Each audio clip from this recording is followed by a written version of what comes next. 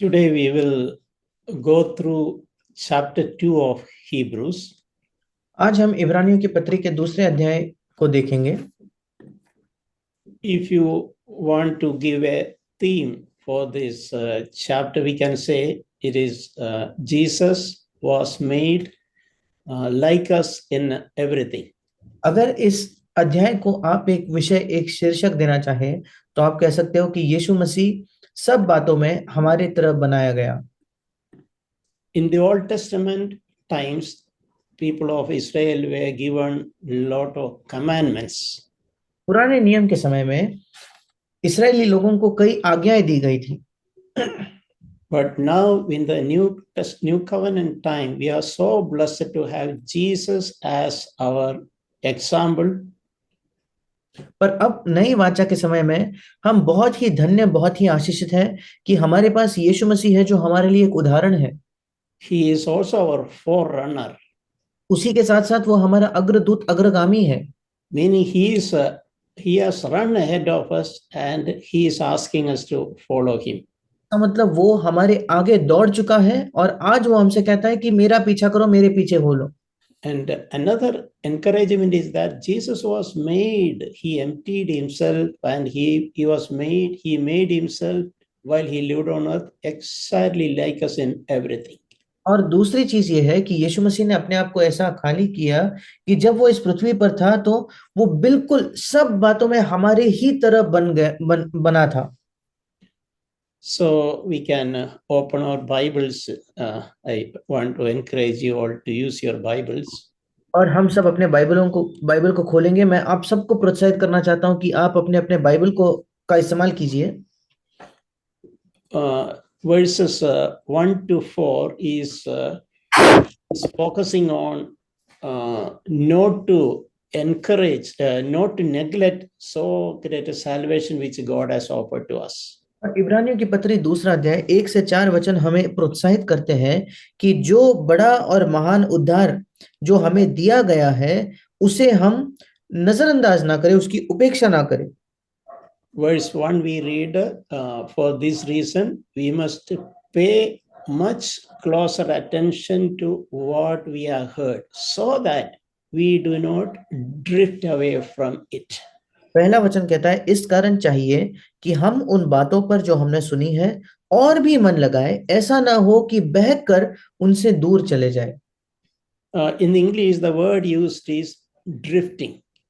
English में जो शब्द का इस्तेमाल किया है बहक कर, मतलब धीरे धीरे वहां से दूर हो जाना। Yeah, that is more connected with a ship in the ocean. और जो पानी में जहाज होती है उससे संबंधित, उससे जुड़ा हुआ ये एक शब्द है। When a ship, if it is not anchored, it will left unattended, there is a chance the wind will slowly move it from its place. और अगर जो नाव है उसका लंगर न डला हो तो संभव है कि धीरे धीरे हवा के बहाव से वो आगे आगे बहते चले जाएगी। So that word is a ship could be drifted from its location. और वही शब्द का इस्तेमाल किया गया है कि वो जो जहाज है वो बहक सकती है, हवा के प्रभाव से यहाँ वहां जा सकती है। So through this passage, what we are also excited. Be careful that we do not drift away from what we have heard. और इस अध्याय में भी हमें वही बात को हमें प्रोत्साहित किया गया है, चुनौती दी गई है कि हमें भी ध्यान देना चाहिए, सतर्क रहना चाहिए, ऐसा ना हो कि हम भी बहक कर कहीं दूर हो जाए। Yeah, so to avoid being drifted away, it is said that you be careful and you pay much closer attention to what we are being taught. और इस प्रकार से अगर हमें उस हवा के प्रभाव से दूर न जाना हो तो हमें ये बताया गया है कि हमें ज्यादा ध्यान लगाना है उन चीजों की ओर जो हमें सिखाई गई है। We can say many Christians will not reject the word of God. हम ये कह सकते हैं कि कई मसीही जो है वो परमेश्वर के वचन का कभी इनकार नहीं करते या उसे अस्वीकार नहीं करते। Yeah, we may not outrightly reject God's word. हम सीधा सीधा कभी भी ऐसा परमेश्वर के वचन का इनकार नहीं कर देते, but we are in danger of neglecting it. पर हम इस खतरे में है कि हम उसकी उपेक्षा करें या उसके प्रति बड़े लापरवाह रहे। we take it for granted. हम उसे बड़े हल्के में सहजता से लेते हैं। And some of the things which Jesus taught us, we can say, oh, these are not so important. और कुछ चीजें जो यीशु ने हमें सिखाई है, संभव है कि हम कहते हैं कि नहीं, ये इतना भी महत्वपूर्ण नहीं है। In a passage in one of the Psalms, they threw God's word behind their back. और एक अध्याय में ऐसा लिखा है भजन में कि उन्होंने परमेश्वर के वचन को उनके पीठ के पीछे फेंक दिया। Meaning they neglect it. इसका मतलब उन्होंने उसको नजरअंदाज किया, मानो उपेक्षा कर दी उसकी। They don't give so much value for what the Lord has taught. और प्रभु ने जो सिखाया है उस चीज के लिए उसका वो ज्यादा मूल्य नहीं करते। So that is something, an exhortation we should receive in our heart. We may not reject, but we also should not neglect what the Lord is teaching us. और ये एक चीज हमारे लिए भी महत्वपूर्ण है कि संभव है कि जो प्रभु हमें सिखाता है उसका हम इनकार नहीं करते, पर उसी के साथ साथ हमें उसको नजरअंदाज या उसकी उपेक्षा भी नहीं करनी है। And thereby we can save ourselves from being drifted away. और इसी के द्वारा हम अपने आप को बहक कर दूर होने से बचा सकते हैं। For example, if suppose when we came to the Lord, we were upholding certain God's standard in our lives. उदाहरण के तौर पर जब हम पहले बार प्रभु के पास आए, संभव है कि प्रभु के कुछ मापदंडों को हम अपने जीवन में थामे हुए थे। We valued, we had the reverence, we had the fear, and we had the eagerness to keep God's word. हमारे अंदर हम प्रभु के वचन को मूल्य देते थे, एक हम उत्साह था, उस परमेश्वर के वचन को मानने का एक उत्साह हमारे अंदर था। But over a period of time, we can be tempted to take lightly. पर जैसे जैसे समय बीतता जाता है, संभव है कि हम इन चीजों को बड़े हल्के में लेने लगते हैं। For example, things like, oh no man, anything. उदाहरण के तौर पर जब बाइबल कहता है कि किसी भी व्यक्ति के कर्जदार न बनो, किसी कर्जा मत लो, So we can ask ourselves, do we have any eagerness to pursue that path, to keep that commandments and aim for a life without owing anything to anybody? और हम अपने आप से पूछ सकते हैं, क्या हमारे अंदर एक चाहत है, क्या एक तीव्र लालसा है क्या कि मैं उस आज्ञा को मानना चाहता हूं, एक ऐसा जीवन जीना चाहता हूं जहां मैं किसी का भी कर्जदार नहीं हूं। And we can neglect it, and we can say everybody is taking owing money, everybody is taking loan, everybody is in debt, so we can take those such commandments lightly. और हम उसको नजरअंदाज करके, उसकी उपेक्षा करके ये कह सकते हैं, देखो हर कोई तो उधार लेता है, हर कोई तो कर्जे में जीता है, हर कोई कर्जदार है, तो हम इस बड़े हल्के से लेकर जीवन जी सकते हैं। And it is also possible, once upon a time we had a devotion and love for Jesus Christ, but now it has cooled off.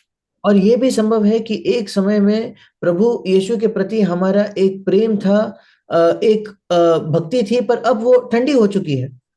We may be more interested in our activities and things which others see rather than our devotion to Christ. शायद हमारी ज्यादा दिलचस्पी है गतिविधियों में और उन चीजों में जो बाहरी तौर पर लोग देखते हैं, पर अंदर से प्रभु के प्रति हमारी भक्ति पर हमारा इतना ध्यान नहीं है। See, if that happens to us, we should realize we are actually drifting. अगर ऐसा हमारे जीवन के साथ होता है तो हमें तुरंत इस बात का एहसास होना चाहिए कि हम वाकई में बहक रहे हैं, जगह से हिल रहे हैं। We may not be even realizing that we are drifting. शायद हमें खुद इसका एहसास भी नहीं होगा कि हम वहां से दूर जा रहे हैं। That is why we need to give, as we read, we must pay close attention. इसी वजह से जैसे हमने पढ़ा कि जरूरी है कि हम उन बातों पर मन लगाए जो हमने सुना है, हमें ध्यान लगाना है हमने क्या सुना है उस पर। It is not God's will for us to drift and come back, drift and come back, drift and come back.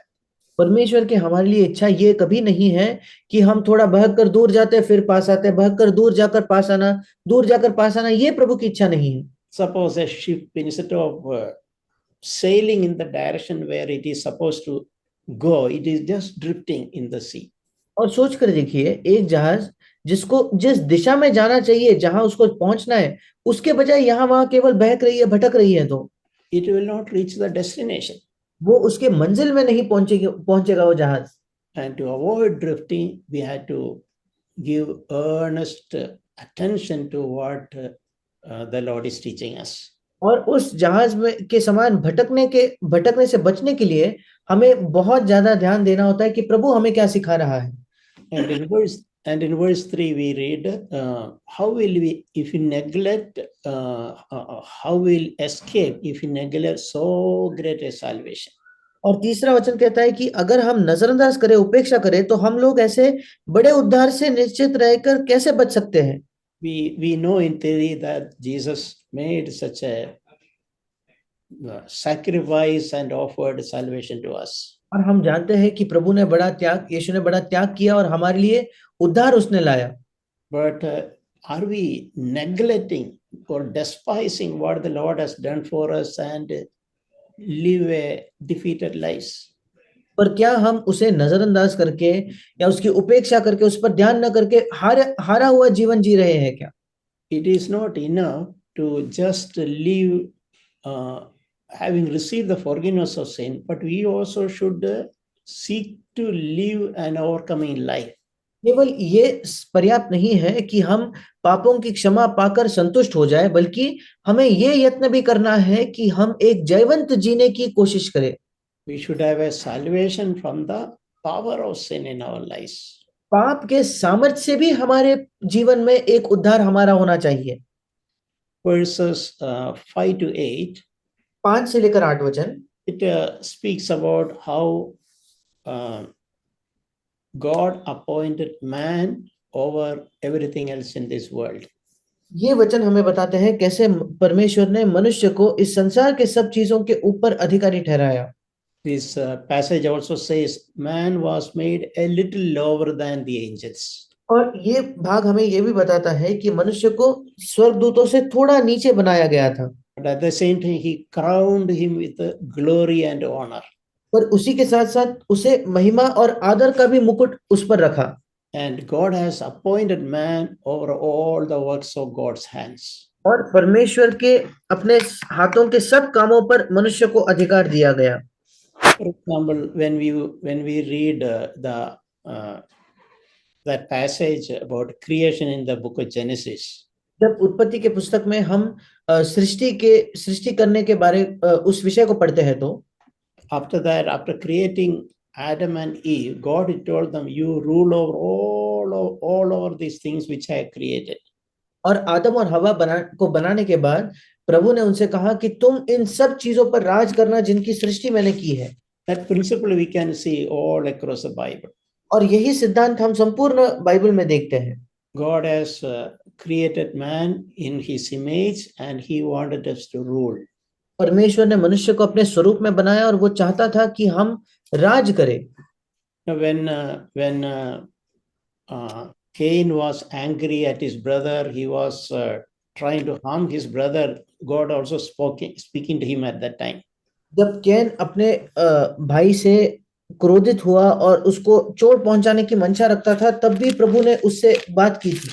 So the Lord told him, Cain, remember the sin is waiting at the door, aiming at you.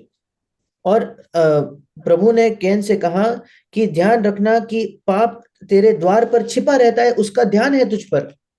You should overcome it. पर तुझे उस पर प्रभुता करनी है। So that principle of overcoming sin is there right in the first book of the Bible. और इसलिए पाप पर विजय पाने का जो सिद्धांत है वो बाइबल के बिल्कुल पहले अध्याय में ही, पहले पुस्तक में ही पाया जाता है। God wants us to rule over everything he has created, and he also wants us to rule over sin, that sin shall not have dominion over us. परमेश्वर चाहता है कि हम उन सब चीजों की जिनकी सृष्टि प्रभु ने की उन पर राज करें। उसी के साथ साथ परमेश्वर चाहता है कि पाप पर हम राज करें, अर्थात पाप की हम पर कोई प्रभुता ना हो। That principle which God told Cain is applicable even today. Sin is aiming to jump at us, to overcome us. ये सिद्धांत जो प्रभु ने कैन को बताया वो आज भी बिल्कुल उतना ही लागू होता है कि पाप बैठा है हम पर हमला करने के लिए, पर हमें उस पर जय पाना है। We should overpower it. माफ कीजिएगा, पाप हम पर विजयी होना चाहता है, हम पर प्रभावी होना चाहता है, पर हमें उस पर विजय पाना है। We should be an overcomer. That is God's plan for us. हमें जयवंत होना है, ये परमेश्वर की हमारे लिए एक योजना है। This passage is actually quoted from Psalm 8 verse 4. और ये सारे वचन जो है, ये वचन जो है, ये भजन संहिता उसका 8वां अध्याय उसके 4थे वचन से लिया गया है। What is man that you remember him, or son of man that you care for him? You have made him a little lower than the angels. और मनुष्य क्या है कि तू उसका स्मरण रखे, और आदमी क्या है कि तू उसकी सुधि ले। 5वां वचन, क्योंकि तूने उसे स्वर्गदूतों से थोड़ा ही कम बनाया है। Yeah. Now, even the God has intended man to rule over everything and over sin. We don't see that in reality now. अब इसके बावजूद कि परमेश्वर ने मनुष्य को बनाया है कि वो सब बातों का अधिकारी हो, सब बातों पर राज करे और पाप पर राज करे, हम इसको आज नहीं देखते। After Adam and Eve disobeyed God, they lost that authority. जब आदम और हवा ने परमेश्वर के प्रति अनाज्ञाकारिता दिखाई, वे उस अधिकार को खो बैठे। But we can see Jesus regained that authority when he lived on earth. पर हम देखते हैं कि यीशु ने उस अधिकार को फिर एक बार हासिल किया जब वो इस पृथ्वी पर जीता था। We read that also in Philippians chapter 2. All things were brought under his feet. और फिलिपियों की पत्री 2 अध्याय में भी हम इस बात को पढ़ते हैं कि सब बातें उसके पांव के नीचे लाई गई। We can move on to verses 9 and 10. और हम वचन 9 और 10 देखेंगे। We read here, Jesus was made perfect through sufferings.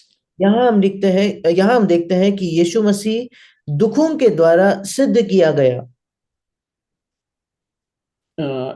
Verse 9 is mentioned about Jesus also. We do see Jesus who was made a little while lower than the angels. 9वें वचन में हम देखते हैं कि पर हम यीशु को जो स्वर्गदूतों से कुछ ही कम किया गया था देखते हैं। In the sense, angels, they don't die, but Jesus, as a man, after he emptied himself, he died physically. और इसका मतलब है कि कैसे स्वर्गदूत मरते नहीं है, बल्कि जब यीशु मसीह मनुष्य बना, मनुष्य होने के नाते शारीरिक तौर पर उसकी मृत्यु हुई। And later, after resurrection, he was crowned with glory and honor, and that also we read there. और उसी वचन में हम पढ़ते हैं कि उसके पुनरुत्थान के बाद उसे महिमा और आदर का मुकुट पहनाया गया। In verse 10, we read something interesting. 10वें वचन में हम कुछ दिलचस्प पढ़ते हैं।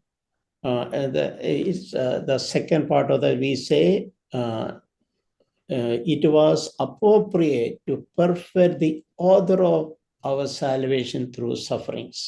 और वहां लिखा है कि जो uncle verse 10, verse 10, second part of verse 10, it was appropriate to perfect the author of salvation through sufferings. Verse 10वां वचन उसका दूसरा भाग, तो उनके उद्धार के कर्ता को दुख उठाने के द्वारा सिद्ध करे। We read this principle that in the Bible, that Jesus presented as our elder brother. और हम बाइबल में इस सिद्धांत को पढ़ते हैं कि यीशु मसीह को हमारे बड़े भाई के तौर पर ऐसा प्रस्तुत किया गया है। He is the author of our salvation. वो हमारे विश्वास का कर्ता है। In some version it uses he is the captain of our salvation. और कुछ बाइबल में तो ये भी लिखा है कि वो हमारे उद्धार का मानो कैप्टन है। And being the captain or author of salvation, it was appropriate that he passed through sufferings and became perfect. That is what we read there. और हमारे विश्वास का कप्तान होने के नाते, हमारे विश्वास का कर्ता होने के नाते उसके लिए योग्यता सही था कि दुख उठाने के द्वारा वो उस महिमा और आदर को प्राप्त करे।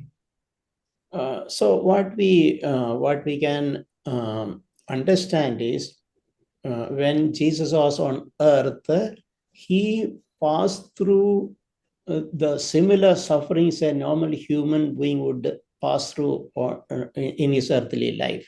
और इससे हम ये सीखते हैं कि जब यीशु मसीह इस पृथ्वी पर था, तो वो उन सब पीड़ाओं का उसने सामना किया जो कोई भी आम व्यक्ति अपने जीवन में सामना करता है जब वो इस पृथ्वी पर होता है। For example, Jesus had to obey the imperfect earthly father and mother. उदाहरण के तौर पर यीशु मसीह को इस पृथ्वी के उसके असिद्ध माता पिता की आज्ञा माननी पड़ी। And as a carpenter, he worked hard. He persevered. और एक बड़ाई होने के नाते उसने कड़ी मेहनत की, उसका पसीना बहा। He faced the difficulties a normal, a small businessman would face in dealing with the people. और लोगों से बर्ताव करने में जो भी एक छोटे व्यापारी को जिन समस्याओं का सामना करना पड़ता है, यीशु ने उन समस्याओं का सामना किया। People would have cheated him. और लोगों ने शायद उसे धोखा दिया होगा, People would have misbehaved him. लोगों ने उससे दुर्व्यवहार किया होगा, They would not have given him money in the right time. और सही समय पर उसे पैसा नहीं दिया होगा। So many things we face in our earthly, so many things we suffer in our earthly life. Jesus also suffered. और कई चीजें जिनका हम सामना करते हैं हमारे पृथ्वी के जीवन में, यीशु ने भी उन चीजों का सामना किया। This is other than the suffering he faced on the Calvary cross. और कलवरी के क्रूस पर जो उसने पीड़ा सही, उससे ये अलग एक पीड़ा है। That was a last culminating thing which happened. और कलवरी के क्रूस की पीड़ा तो एक अंतिम पीड़ा उसके जीवन की वो थी। But when he grew up as a child, he faced the difficulties and sufferings a normal child would face. पर एक बच्चे की तरह बड़े होते हुए जैसा कोई आम बच्चा जिन समस्याओं का सामना करता है, यीशु ने भी उन समस्याओं का सामना किया। And as a young man, he faced the same difficulties which a young man would face now. और एक जवान पुरुष होने के नाते उसने उन्हीं समस्याओं का सामना किया जो एक जवान पुरुष आज के दिन में सामना करता है।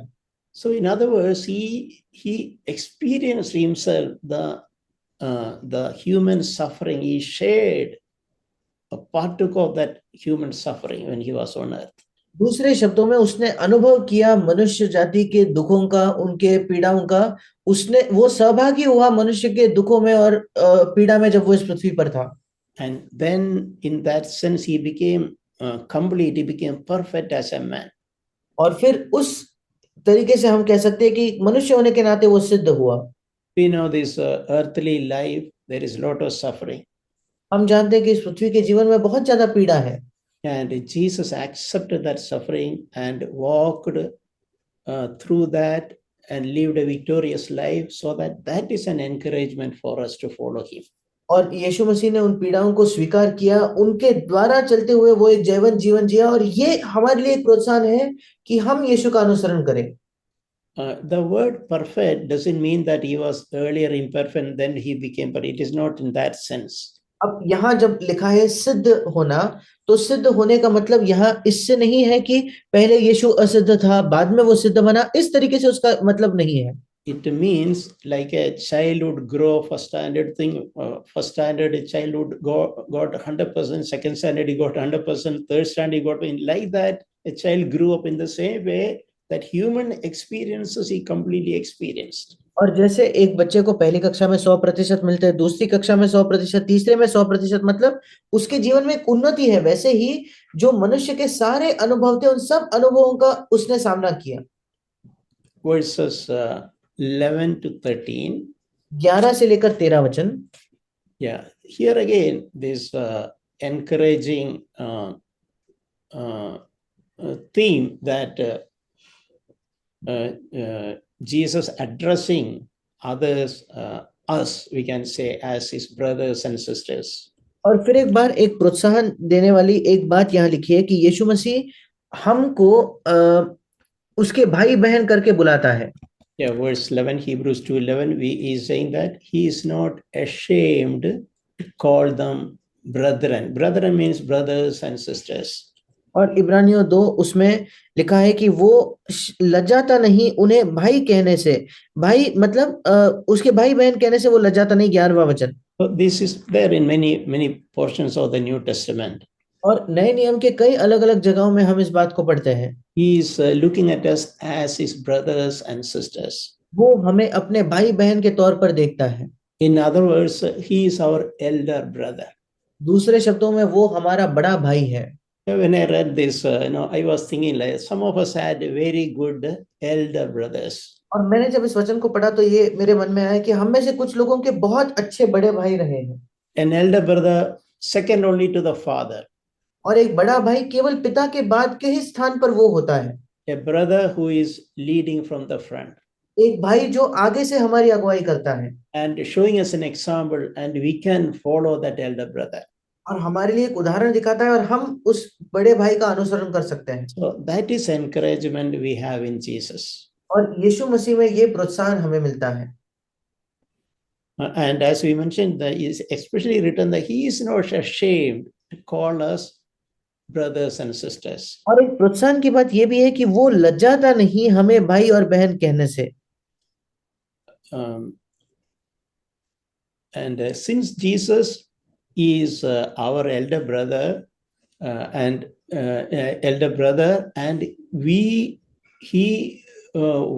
God wanted us to follow his footsteps. और क्योंकि यीशु मसीह हमारा बड़ा भाई के तौर पर आया, परमेश्वर चाहता था कि हम उसके पद चिन्हों का अनुसरण करें।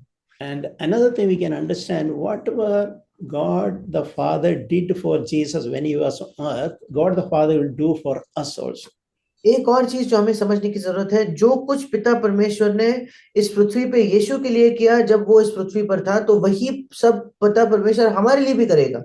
Jesus himself is praying in John 17, in that priestly prayer, he is mentioning that as you have loved me, you loved my disciples. और यीशु मसीह खुद ये प्रार्थना करता है, यूहन्ना 17 में उसकी जो महायाजकीय प्रार्थना है उसमें यीशु में कहता है कि जैसे तूने मुझसे प्रेम किया वैसा ही उनसे प्रेम रख। That's a very encouraging thought. God the Father will do the same without any partiality. He would love us also just like he loved Jesus. और ये बहुत ज्यादा प्रोत्साहन भरा विचार है कि जैसे पिता परमेश्वर ने यीशु से प्रेम किया बिना किसी पक्षपात का, वैसा ही प्रेम वो हमसे करेगा। And how God the Father supported Jesus while he was on earth, in the same way he would support us and encourage us, lead us and guide us. और कैसे परमेश्वर पिता ने यीशु का समर्थन किया जब वो इस पृथ्वी पर था, बिल्कुल वैसे ही प्रभु हमारा समर्थन करेगा, वो हमें प्रोत्साहित करेगा, हमें मार्गदर्शन देगा। So looking at Jesus as our elder brother gives us tremendous encouragement. और यीशु को अपने बड़े भाई के तौर पर देखकर ये हमें बहुत ज्यादा प्रोत्साहन देता है। We will move on to verses 14 and 15. और आगे जाकर हम वचन 14 और 15 निकालेंगे। It's a very encouraging and comforting passage. और बहुत ही ज्यादा एक प्रोत्साहन देने वाला और सांत्वन देने वाला ये भाग है। These two verses we read how Jesus can set us free from the fear of death. और इन दो वचनों में हम देखते हैं कैसे यीशु मसीह हमें मृत्यु के डर से स्वतंत्र कर सकता है। Verse 14 we read, through death he might render powerless him who had the power of death, that is the devil. और 14वां वचन कहता है कि मृत्यु के द्वारा उसे जिसे मृत्यु पर शक्ति मिली थी, अर्थात शैतान को, वो निकम्मा कर दे या सामर्थ्यहीन कर दे। And he might free those who through fear of death were subject to slavery all their lives. और 15 वचन, जितने मृत्यु के भय के मारे जीवन भर दासत्व में फंसे थे उन्हें छुड़ा ले। So what we understand here, what we read here is, it is told here that Satan had the power of death once upon a time. और यहाँ हम क्या पढ़ते हैं, हमें क्या बताया गया है कि एक समय शैतान के पास मृत्यु की सामर्थ थी। Probably Satan received that power of death when Adam and Eve disobeyed God. शायद शैतान को वो मृत्यु की सामर्थ तब मिली होगी जब आदम और हवा ने परमेश्वर के प्रति अनाज्ञाकारिता दिखाई।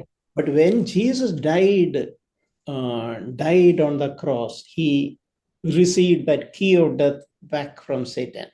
पर जब यीशु मसीह उस क्रूस पर मरा तो उस मृत्यु की चाबी को उसने फिर एक बार शैतान से हासिल कर लिया। This is also mentioned in one verse in Revelation 1 verse 18, which says that now Jesus says, I have the keys of death. और यही बात प्रकाशित वाक्य पहले अध्याय के 18 वचन में भी इसी का जिक्र किया गया है, जहां यीशु मसीह कहता है कि अब मृत्यु की चाबी या मृत्यु की कुंजी तो मेरे पास है। Yeah, so who is having that key of death? Jesus is having the key of death now. और आज वो मृत्यु की चाबी किसके पास है? यीशु मसीह के पास वो मृत्यु की चाबी है। So if we are for children of God, sincere children of God, we should remember about my death, it is the Lord who opens the door at his time. और हम जो परमेश्वर के बच्चे हैं, ईमानदार बच्चे, हमें याद रखना है कि मेरे लिए प्रभु ही है जो सही समय पर उस मृत्यु के द्वार को खोलेगा। We cannot die until the Lord's time He opens the door of death. और जब तक प्रभु का समय ना आ जाए और वो उस मृत्यु के दरवाजे को नहीं खोले, तब तक हम मर नहीं सकते। So that's a tremendous thing which should, as long as God wants us to live upon this, we should live with the confidence, not in fear. और ये बहुत अद्भुत प्रोत्साहन देने वाली बात है। जब तक प्रभु हमें इस पृथ्वी पर रखता है और हम जीते हैं, हमें बहुत ही हियाव के साथ जीवन जीना है, डर में जीवन नहीं जीना। God does not want us to live in the fear of death. परमेश्वर नहीं चाहता कि हम मृत्यु के भय में जीवन व्यतीत करें। If any one of us today, if we have that problem of fear of death, one moment to think about it. अगर हम में से कोई भी आज हमारे अंदर वो मृत्यु का भय है, तो एक क्षण उसके बारे में सोचकर देखिए। It is the Lord Jesus whom I love is having the key of death. प्रभु यीशु मसीह जिससे मैं प्रेम करता हूं, उसके हाथ में मृत्यु की चाबी है। Only when He opens the door and invite me lovingly, only I can go there. केवल जब वो दरवाजे को खोलकर मुझे प्रेम पूर्ण आमंत्रण देता है, केवल तभी मैं वहां जा सकता हूं। The Lord wants us to be completely free from the fear of death. प्रभु चाहता है कि हम पूर्ण तौर पर मृत्यु के भय से स्वतंत्र हो जाएं। We can say nobody, nothing can kill me before God's time. और हम कह सकते हैं कि परमेश्वर के समय के पहले कोई भी या कुछ भी चीज मुझे मार नहीं सकती। No accident, no cancer, no religious fundamentalists, nobody can kill me. और कोई भी दुर्घटना नहीं, कोई भी ऐसी बात नहीं, या कोई भी जो धार्मिक ऐसे उग्रपंथी लोग होते हैं, कोई भी मेरी हत्या नहीं कर सकते, मुझे मार नहीं सकते प्रभु के समय के पहले। Yeah. Until the Lord opens the door of death and invites my son or daughter, come in, your time is over. जब तक मेरा प्रभु उस दरवाजे को खोलकर मुझे देखकर कहता है, मेरे बेटे मेरे बेटी अंदर आ जा, अब तेरा समय पूरा हो गया है। At that time, when Jesus is calling, at that time we should be eager to go. और उस समय जब यीशु बुलाता है, तो हमें बड़ा आतुर होना है जाने के लिए। Until then, we should live here on earth with the confidence, without even a trace of fear of death.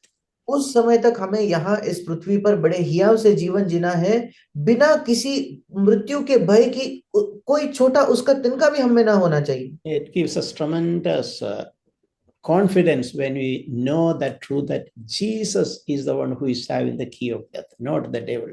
ये हमें बहुत ज्यादा हियाव देता है जब हम इस बात को जानते हैं, सत्य को जानते हैं कि यीशु के हाथ में मृत्यु की चाबी है और ना कि शैतान के।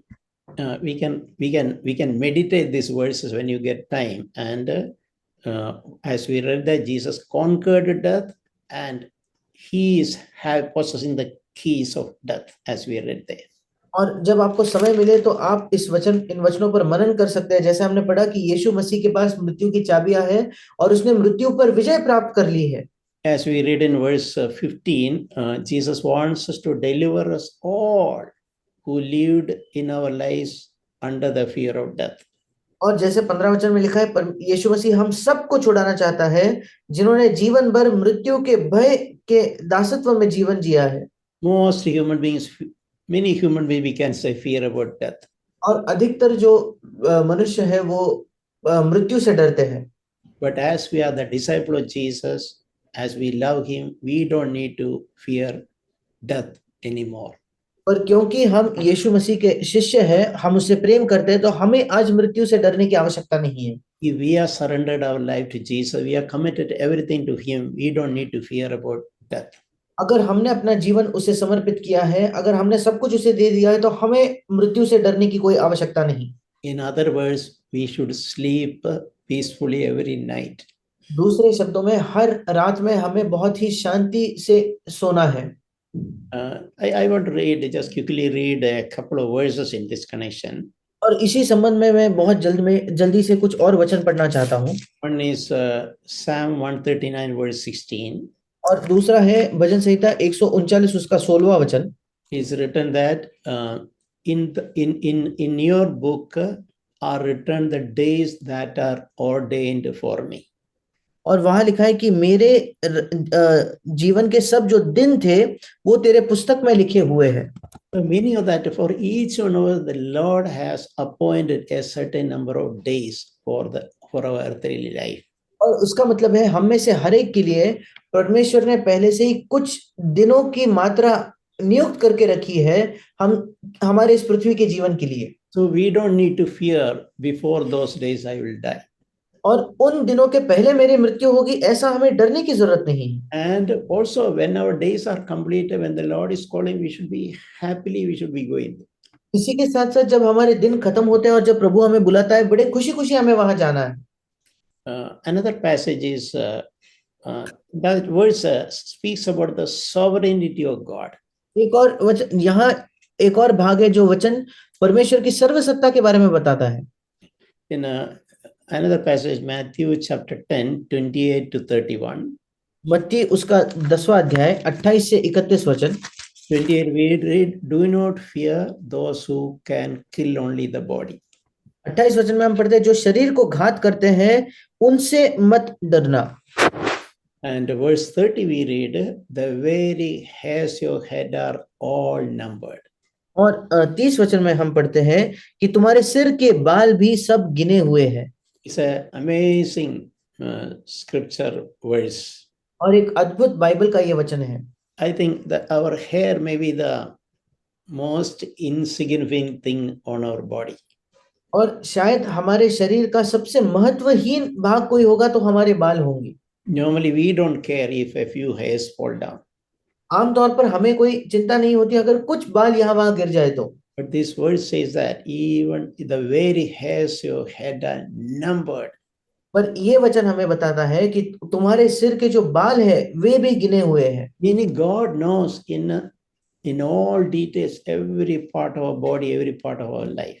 इसका मतलब परमेश्वर जानता है बिल्कुल सही तौर पर वो जानता है हमारे जीवन के हर एक छोटी बात को। And that should drive out all the insecurity and fear from our lives. और इसी की वजह से हमारे जीवन में जो भी असुरक्षा है और भय है वो दूर हो जाने चाहिए। Matthew 10:31 also read, do not fear, you are more valuable than many sparrows. और मत्ती 10:31 ये भी कहता है इसलिए डरो नहीं तुम बहुत गौरवों से या कई चिड़ियों से भी बढ़कर हो। There are many passages in the Bible where Jesus is really laboring to drive out fear from his disciples. और बाइबल में ऐसे कई वचन हैं जहां यीशु मसीह कड़ा संघर्ष कर रहा है कि अपने शिष्यों में से वो डर को दूर करे। The Lord is so eager that our lives are free from fear, especially about fear of death. और परमेश्वर बहुत आतुर है कि हमारा जीवन भय से मुक्त हो, विशेषकर मृत्यु के भय से मुक्त हो। One more verse, Psalm 118 verse 17. एक और वचन है भजन संहिता 119 उसका 17 वचन। It says that I will not die but live and tell of the works of the Lord. और ऐसा लिखा है कि uncle which verse? Verse 17, I will not die. 119 verse 17. Yeah, 118 17. 118 उसका 17 वचन, मैं न मरूंगा वरन जीवित रहूंगा और परमेश्वर के कामों का वर्णन करता रहूंगा। So we should live with confidence before God's time. None of us will die. और इसलिए हमें इस हियाव के साथ जीवन जीना है कि परमेश्वर के समय से पहले हम में से किसी भी व्यक्ति की मृत्यु नहीं होगी। I know some of us there is things like horoscope etc. और मैं जानता हूं कि इस संसार में ऐसी भी कोई चीजें होती है कि हमारा जो कुंडली है या जन्म पत्रिका है। And in our unconverted days we heard about it, we believed in it. और जिन दिनों में हमने उद्धार नहीं पाया था उन दिनों में हमने उन चीजों को सुना भी और उन पर विश्वास भी किया था। And people even say that certain things would happen to you.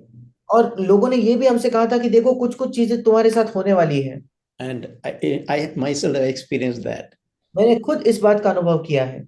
I was told I would die at 40 years of age. और मुझे बताया गया था कि 40 की उम्र में मेरी मृत्यु हो जाएगी। Now I am 67 till I am not died.